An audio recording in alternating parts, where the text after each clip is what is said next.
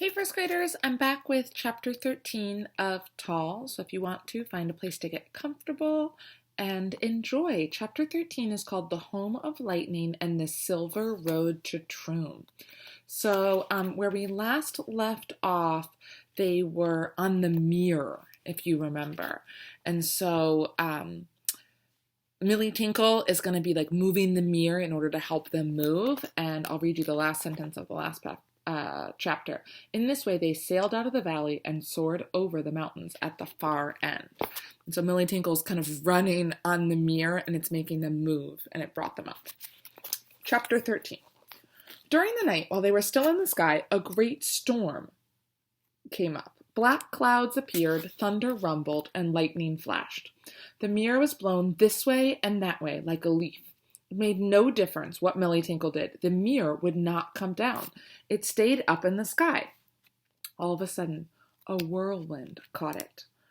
Round and round it spun, faster and faster than it had ever spun before. So fast did it go that Tall could hold on no longer.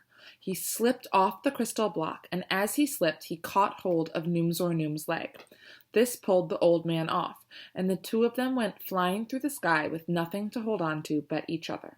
They left Millie Tinkle alone on the mirror. She did not fall off because of the sap on her feet. Before Tall and Noom had dropped far, a streak of lightning came rushing through the sky. It coiled itself around them and carried them off to the top of a high mountain. Took them into a cave, and there it dropped them. And the next thing that happened, the lightning turned into a beautiful girl with long golden hair that reached down to her feet. She said, "I saw you falling through the sky, so I picked you up and brought you here." When Tall and Noom saw the girl, they trembled with fright. They did not know whether she meant to do them harm or good. The old man said, "It is wonderful what has happened to us. A streak of lightning saved our lives. Who are you, and where did you come from?" "I am a streak of lightning," said the girl. "Watch, and you will see." With these words, she wrapped her golden hair around her until every inch of her body was covered. And before Tall and Noom knew what was happening, she turned into a streak of lightning that flashed and danced about the cave.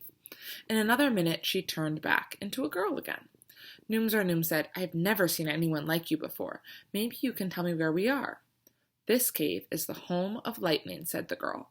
"My sisters and I live here with our father. I have 99 sisters. Each of us has golden hair, and each of us can turn into a streak of lightning. We would rather be lightning than anything else in the world, but our father does not like to have us change, so he keeps us shut up in this cave. Every now and then we break loose and run and dance through the sky. This makes him angry. He puts on his winged shoes and chases us. And his voice is terrible to hear when he scolds and grumbles and shouts. He drives us out of the sky and back to the cave again. And here we stay until we can find some way of breaking loose." "I think I've heard his voice," said Tall. Do you have an idea who the father might be? If Tall thinks he's heard his voice, and it makes a terrible noise when he grumbles and shouts. "Does it sound like thunder?" asked Tall. "His voice is thunder," said the girl. "Hear him? He's coming now." As she spoke, a streak of lightning came into the cave and turned into a girl with golden hair. Then came another and another and another, until all 100 sisters were in the cave. After that, there was a great deal of grumbling and scolding at the mouth of the cave. Finally, an iron door was slammed shut and bolted. For a moment, all was dark. Then the cave lit up with a mysterious blue light, and one by one, the girls came up and spoke to Tall and Noom. The old man told them his story, how he had lost his donkey and his crystal block, and he was sad, for he did not think he would ever find Millie Tinkle again, to say nothing of getting to Troom. The girls heard all he had to say and were sorry for him. One of them said, "We shall do everything we can for you, but we must all stay here until we find some way of breaking loose. Our father is angry. He will not even come to see us, and all he will do for us is sit outside the door and watch, so that none of us can break loose." Noom asked, "Is there no way of getting out that you know of?" "None," said the girls, "unless our father feels sorry for us and opens the door. When it is locked from the outside, we have no way of opening it." So they're stuck inside. So Tall and Noom stayed with the 100 sisters, and every day that passed brought the time nearer when the old man should be in Troom. Tall heard no more stories, and Noom began to give up any hope of ever getting away. One day, Tall came to him and said, "I think I know a way to get out." "How?" said Noom. "Tell me what you think." Tall said, "I have golden hair, just like the 100 sisters, only mine is short and theirs is long. Some night let me go to the door of the cave and say, 'Father, I've made up my mind to dance through the sky no more. I have cut off all of my hair. Open the door and you can feel my head.' He will be so pleased with these words that he will open the door to feel my hair. When he does this, the sisters can break loose and carry us with them."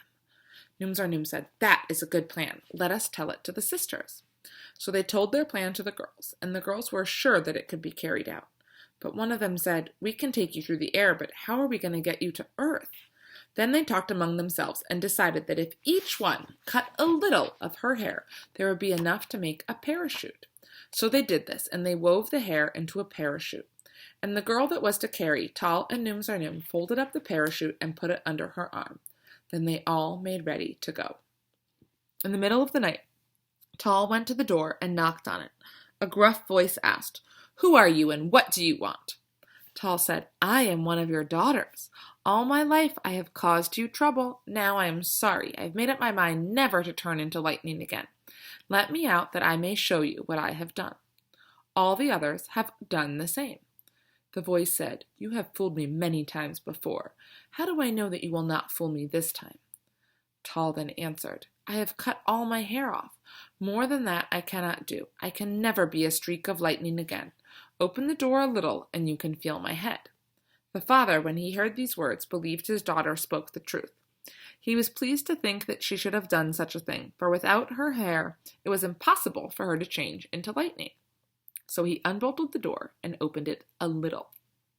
Then he reached in with his hand and felt Tall's hair. He said, "You have done what I never thought you would do. Put your head out so that I may see it." He opened the door a bit wider, and Tall stuck out the top of his head. It was so dark that the father could only see the golden color of the hair. He had no reason to believe that it was not one of his daughters at the door. He said, "You may come out." He opened the door. Excuse me. And with that, the 100 sisters turned into lightning and flashed by their father, blinding him with their light. Before he could even shut the door, they had all escaped, even the one with the parachute, who coiled herself around Tall and Noom and carried them away. The father, when he saw them go, shouted and scolded and grumbled, and he made such a noise that it sounded as if the sky itself were tumbling down.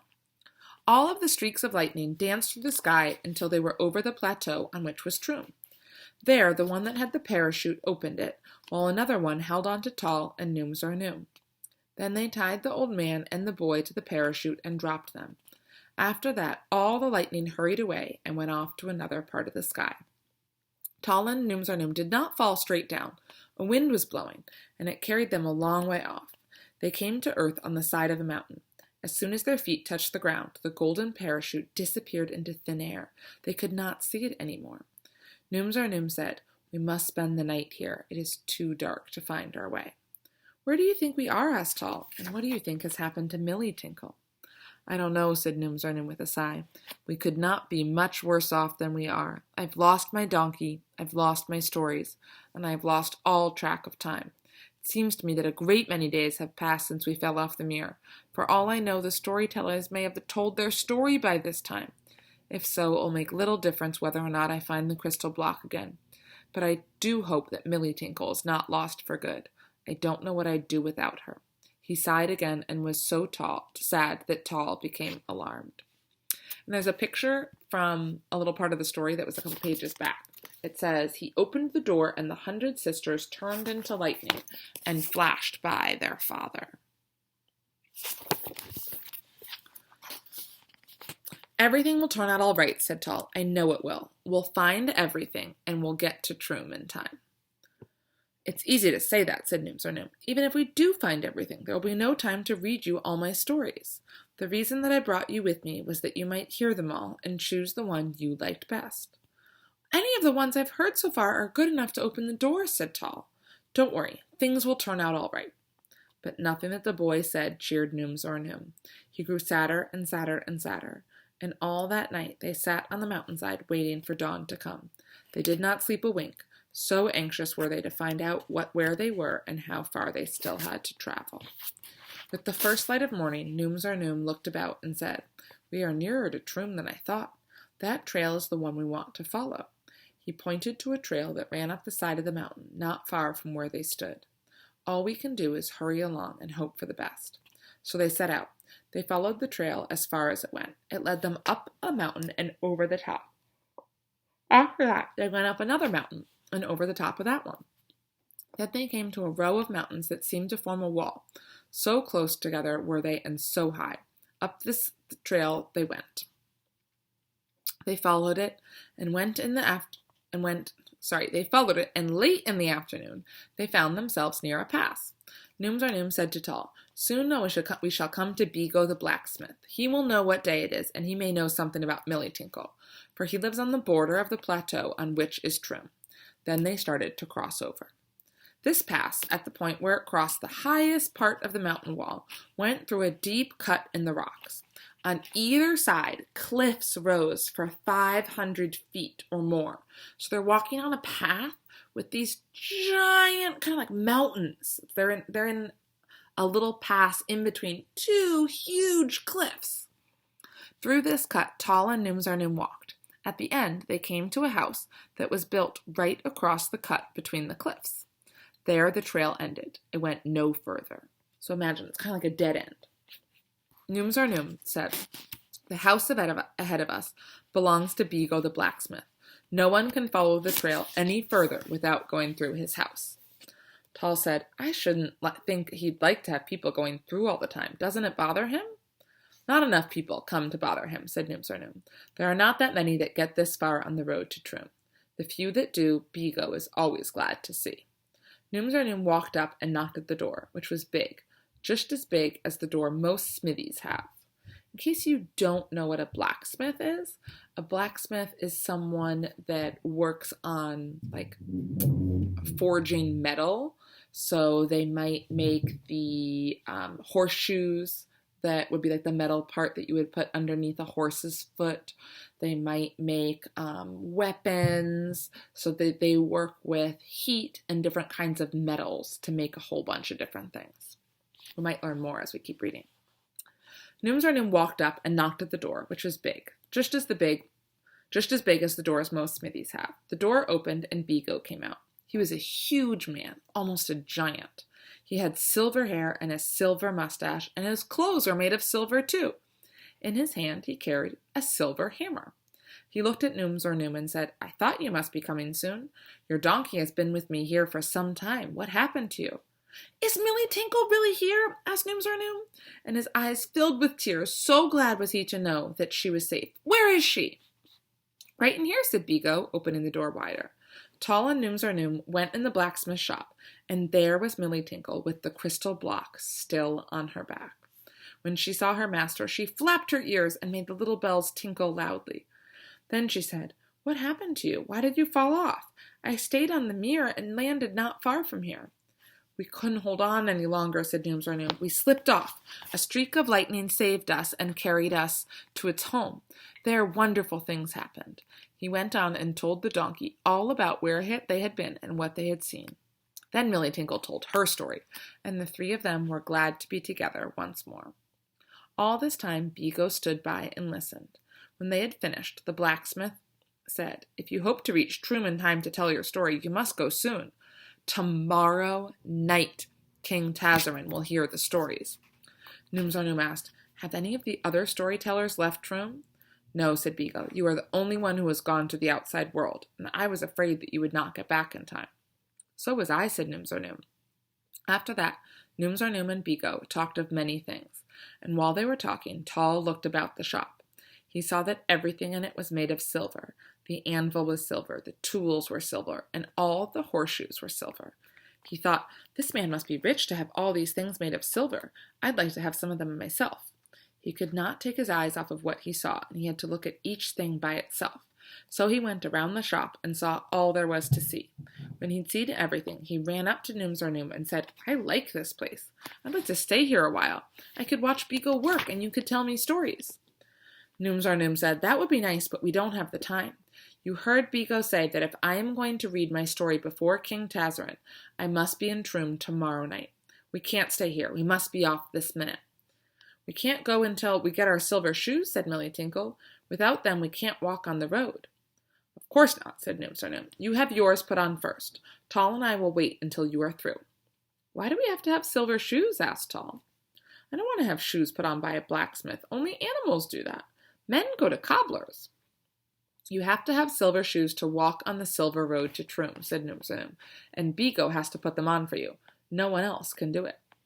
Beagle set to work and put silver shoes on all 4 of the donkey's feet. Then he put silver soles on Noom's shoes. And when he was through with them, he said to Tall, "Step up here and I'll shoe you." "I don't want to be shod," said Tall. "You have to be shod before you can leave me," said Beagle. So Tall stepped up to the anvil, and while he stood there, Beagle made him the most wonderful pair of silver sandals. He made them so fast and so skillfully that Tall could hardly follow him with his eyes. He fastened them to the boy's feet with silver bands. Then he said, "Now you may go. When you come back this way, you must leave the shoes with me." "Mayn't I keep them?" asked Tall, for now that he had the sandals, he did not want to give them up. "That depends on whether or not you come back," said Beagle. "If you come back, you will have to leave them here." "He'll be back, and he'll leave the sandals here," said Noom. "He's just making a visit, that's all." Beagle said, "Now you can go on to Troom if you wish. But before you go, let me ask you one question. What are you going to do with the boy? You know that King Tazarin will not let children come into Troom. You can take Tall to the walls of the city, but beyond there he cannot go. Wouldn't you like to leave him here with me?" "That depends on him," said Noom. "If he wants to go as far as the city, he can. If not, he can stay here with you. Which do you want to do, Tall?" "I want to go on with you," said Tall. "I want to see what Troom looks like. I won't mind waiting outside the walls." "But what if I don't open the golden door and am thrown into prison?" said the old man. "Then what will happen to you?" "I can come back here," said Tall. "That would be easy. But please don't leave me here. I want to go with you to Troom." "You take him with you," said Beagle. "If I hear that you don't open the door, then I'll come after Tall and bring him back here. He can live with me." And there's a picture of Beagle the blacksmith. "Yes, we can do that," said Tall. "I'd love to live here with Beagle if anything happens to you, Noom. Thereupon they made up their minds that Tall was to go on to Troom with Noom. Beagle led them to the farthest end of his shop, where there was another door. He unlatched the door and threw it open. When Tall looked out, he saw a great plain stretching before him as far as his eyes could see. It was perfectly flat, and there were no trees or bushes of any kind growing on it. Starting at the door, going straight across the plain, was a road all made of pure silver. It was wide enough for 2 wagons to pass, and it seemed to have just been polished, so bright and shiny was it. "Is that our road?" asked Tall, pointing to the silver highway, for he did not dare step on it. It looked so clean and new. "That's it," said Noom. Then one by one they thanked Beagle for what he had done and said goodbye to him. After that they went out through the door and were off on the silver road to Troom. "They're getting closer! I can't wait to see what happens next."